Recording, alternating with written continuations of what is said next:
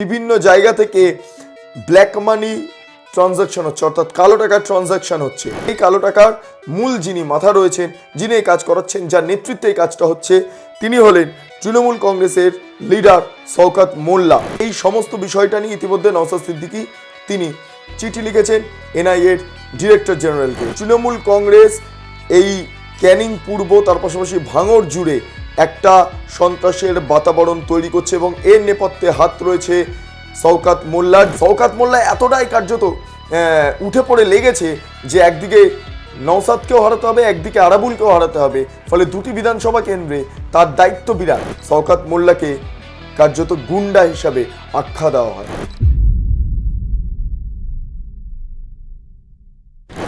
দক্ষিণ চব্বিশ পরগনার দুটি বিধানসভা কেন্দ্র ভাঙড় এবং ক্যানিং পূর্ব অত্যন্ত উত্তপ্ত হতে পারে বিধানসভা নির্বাচনে, কারণ সেখানে বেআইনিভাবে টাকা ঢোকানো হচ্ছে, টাকা খরচ করা হচ্ছে, ভোটারদের ইনফ্লুয়েন্স করা হচ্ছে, তার পাশাপাশি বিভিন্ন রকম অস্ত্রের যেই ভান্ডার সেগুলো ক্রমে বার করা হচ্ছে, ভয় দেখানো হচ্ছে ভোটারদের। এই অবস্থা এবং এই আবহে দাঁড়িয়ে ক্যানিং পূর্ব এবং ভাঙড় এবং দক্ষিণ চব্বিশ পরগনার বিভিন্ন জায়গাতে নিরপেক্ষ বা শান্তিপূর্ণভাবে ভোট হওয়া কার্যত স্বপ্নের বিষয় হয়ে দাঁড়িয়েছে।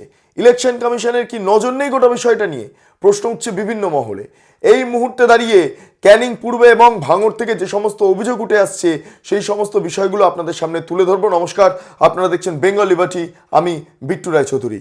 নওশাদ সিদ্দিকী ভাঙড়ের বিধায়ক এবং এই মুহূর্তে নওশাদ সিদ্দিকীর বিরুদ্ধে যিনি প্রতিদ্বন্দ্বিতা করছেন তিনি ক্যানিং পূর্বের বিধায়ক, যাকে এই মুহূর্তে দল অর্থাৎ তৃণমূল কংগ্রেস ভাঙড়ে নওশাদের বিরুদ্ধে লড়তে পাঠিয়েছেন সেই শওকত মোল্লা। দুজনের মধ্যে হাড্ডাহাড্ডি, কার্যত ঝগড়া, দুজনের মধ্যে সংঘাত ভয়ঙ্কর পরিমাণের, সেটা বিধানসভার অভ্যন্তরে হোক বিধানসভার বাইরে হোক, আমরা সমস্ত ঘটনা জানি। এর ফাঁকে আরাবুল ইসলাম তৃণমূল থেকে চলে গেলেন সোজা আইএসএফে, তারপর তাকে ক্যানিং পূর্ব অর্থাৎ শওকত মোল্লার বর্তমান যে বিধানসভা কেন্দ্র সেখান থেকে আইএসএফ এর প্রতিদ্বন্দ্বিতা করতে পাঠানো হয়েছে। এর পাশাপাশি কাইজার আপনারা জানেন ভালো করে, বেশ ক্ষমতাশালী ব্যক্তি। কাইজারও শওকতের বিরুদ্ধে এত ক্ষুব্ধ হয়ে গিয়েছে যে তৃণমূলের সঙ্গে কাইজারের সম্পর্ক একদম ছিন্ন হয়ে গিয়েছে। ফলে এই মুহূর্তে দাঁড়িয়ে তৃণমূল কংগ্রেসের যে ভোট মেশিনারি সেটা কার্যত বিফল হয়ে যাচ্ছে। ফলে শওকত মোল্লা এতটাই কার্যত উঠে পড়ে লেগেছে যে একদিকে নওশাদকেও হারাতে হবে, একদিকে আরাবুলকেও হারাতে হবে। ফলে দুটি বিধানসভা কেন্দ্রে তার দায়িত্ব বিরাট। এই অবস্থায় দাঁড়িয়ে কয়েকজন শওকত মোল্লার সঙ্গীকে দেখা যাচ্ছে ঘুরতে, একটা সন্ত্রাসের বাতাবরণ তৈরি করতে। আমি সরাসরি সে নামগুলো দেব: আহসান, তারপর খাইরুল, মহসিন গাজী, মইদুল ইসলাম। এই সমস্ত ব্যক্তিরা শওকত মোল্লার ডান হাত বাঁ হাত, সামনে পেছনে তারা নানা রকম কার্যকলাপ চালাচ্ছে। শওকত মোল্লার হয়ে ভয় দেখানো হচ্ছে, ব্ল্যাক মানি ঢুকছে, কালো টাকা ঢুকছে, অস্ত্র ঢুকছে, সেই সমস্ত অস্ত্র ভোটারদের ভয় দেখাতে ব্যবহার করা হচ্ছে। পাশাপাশি টাকা দিয়ে ভোটারদের ইনফ্লুয়েন্স করা হচ্ছে। শওকত মোল্লা একটা বড় মেশিনারি কাজ করছে। এই সমস্ত অভিযোগগুলো উঠে আসছে। নওশাদ সিদ্দিকী ইতিমধ্যে রাজ্যের মুখ্য নির্বাচনী আধিকারিক দপ্তরে একটি চিঠি দিয়েছেন এবং সেখানে তিনি স্পষ্ট লিখছেন যে বিভিন্ন জায়গা থেকে ব্ল্যাক মানি ট্রানজাকশন হচ্ছে, অর্থাৎ কালো টাকার ট্রানজাকশন হচ্ছে, সেটা কেবলমাত্র ভাঙড় এবং ক্যানিং পূর্ব এই দুটি বিধানসভা কেন্দ্রে ঘটছে। এই সেই নোটিশ আপনারা, এই সেই চিঠি, মাফ করবেন, নওশাদ সিদ্দিকীর তরফে এটাই 27 মার্চ 2026 রাজ্যের মুখ্য নির্বাচনী আধিকারিককে পাঠানো হয়েছে, অর্থাৎ মনোজ আগরওয়ালকে পাঠানো হয়েছে এবং এটা আপনারা স্ক্রিনেও দেখতে পাচ্ছেন। এবং এখানে নওশাদ স্পষ্ট লিখছেন যে এই চিঠিটা দেওয়ার অন্যতম কারণ হচ্ছে কিছু জায়গাতে কালো টাকা ট্রানজাকশন হচ্ছে এবং যেগুলো ভোটারদের উদ্বুদ্ধ করতে বা ভোটারদের কার্যত ম্যানিপুলেট করতে বিরাট বড় ভূমিকা পালন করছে। এবং এই কালো টাকার মূল যিনি মাথা রয়েছেন, যিনি এই কাজ করাচ্ছেন, যার নেতৃত্বে এই কাজটা হচ্ছে, তিনি হলেন তৃণমূল কংগ্রেসের লিডার শওকত মোল্লা। এবং তিনি বারবার এই ধরনের টাকাগুলো ভোটারদের ইনফ্লুয়েন্স করছেন। কোটি কোটি টাকার ব্যয় হচ্ছে, কোটি টাকা। এবং এই ক্ষেত্রে আরেকটা বিষয় খুব ইম্পর্টেন্ট, বিভিন্ন রকম জলাভূমি বন্ধ করে যে সমস্ত টাকা এই মুহূর্তে পাওয়া গিয়েছে সেই সমস্ত টাকাগুলোই এই সমস্ত কাজে ব্যবহার করা হচ্ছে। ফলে কমিশনের কাছে অনুরোধ যে গোটা বিষয়টা কমিশন খতিয়ে দেখুক। এটা নওশাদ সিদ্দিকী একটি চিঠি লিখেছেন, খুব ইম্পর্টেন্ট, এবং এখানে সরাসরি নাম উঠছে শওকত মোল্লার।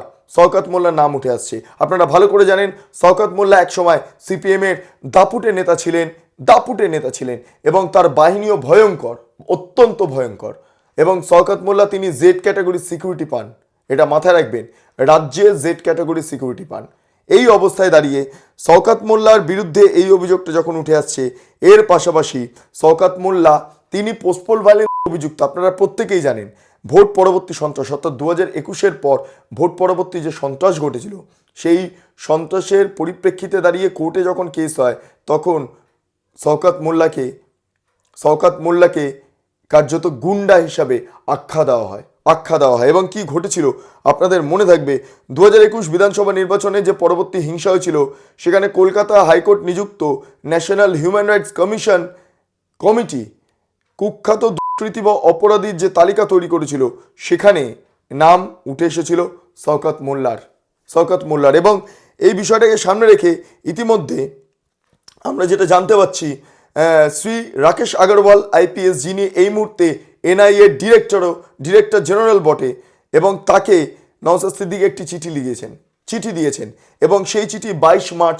2026 পাঠানো হয়েছে। সেই চিঠির কপি আপনারা এই মুহূর্তে দেখতে পাচ্ছেন এবং সেখানে নওশাদ স্পষ্ট লিখছেন যে তৃণমূল কংগ্রেস এই ক্যানিং পূর্ব তার পাশাপাশি ভাঙড় জুড়ে একটা সন্ত্রাসের বাতাবরণ তৈরি করছে এবং এর নেপথ্যে হাত রয়েছে শওকত মোল্লার। যে শওকত মোল্লা পোস্টপোল ভায়োলেন্সের অন্যতম অভিযুক্ত এবং বিভিন্ন জায়গাতে, যেমন বলা হচ্ছে স্থানীয় তৃণমূল কর্মীরা বিশেষ করে ওয়াহিদুল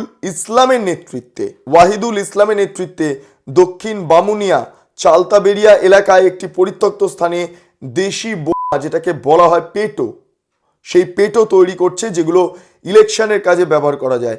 কিন্তু এই বোমা বিস্ফোরিত হয়ে অনেকজনের মৃত্যুর ঘটনা ইতিমধ্যে ঘটেছে এবং সেটা সংবাদ মাধ্যমে সামনেও এসেছে।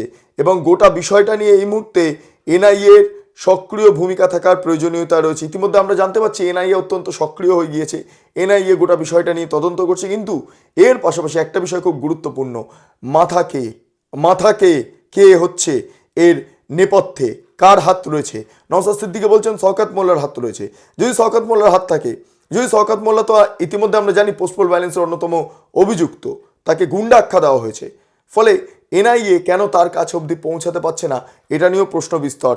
এখানে নওশাদ সিদ্দিকী দাবি তুলছেন, তার অনুরোধ করছেন এনআইএকে যে আইনি কার্যকলাপগুলো দ্রুত করুন, দোষীদের আইনিভাবে সাহায্য করুন,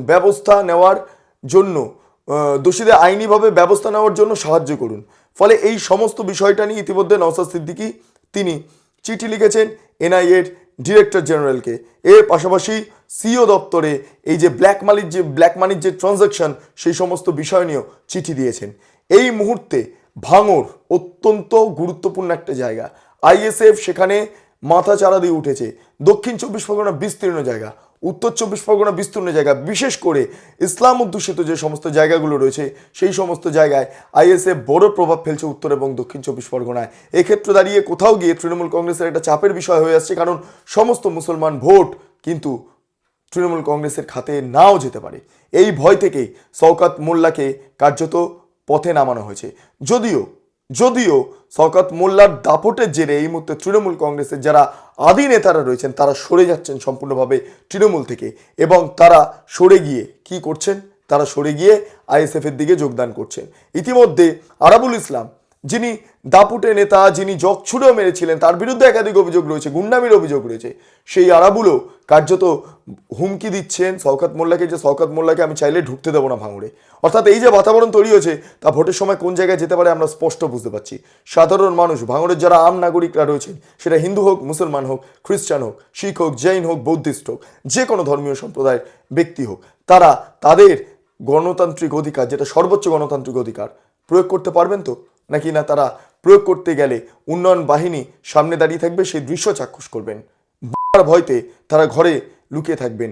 কাট্টার ভয় লুকিয়ে থাকবেন বা তাদেরকে টাকা দিয়ে ম্যানিপুলেট করার চেষ্টা করা হবে। কি ছবি দেখা যাবে ভাঙড়ে সেটা নিয়ে কিন্তু চিন্তার যথেষ্ট কারণ রয়েছে। কারণ শওকত মোল্লার বাহিনী ইতিমধ্যে গোটা ভাঙড় এবং ক্যানিং পূর্ব ঘুরে বেড়াচ্ছে, কালো টাকা নিয়ে, অস্ত্র নিয়ে, তার পাশাপাশি সুতলি মৌবা পেটো নিয়ে।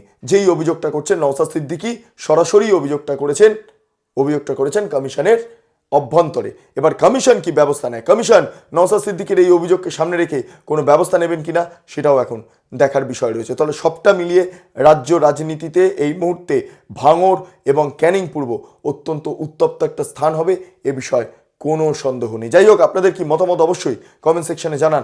আপনারা এতক্ষণ ধরে দেখছিলেন বেঙ্গল লিবার্টি। চ্যানেলটা অবশ্যই ভালো লাগলে লাইক করুন, সাবস্ক্রাইব করুন, শেয়ার করুন, বেল আইকন ক্লিক করুন।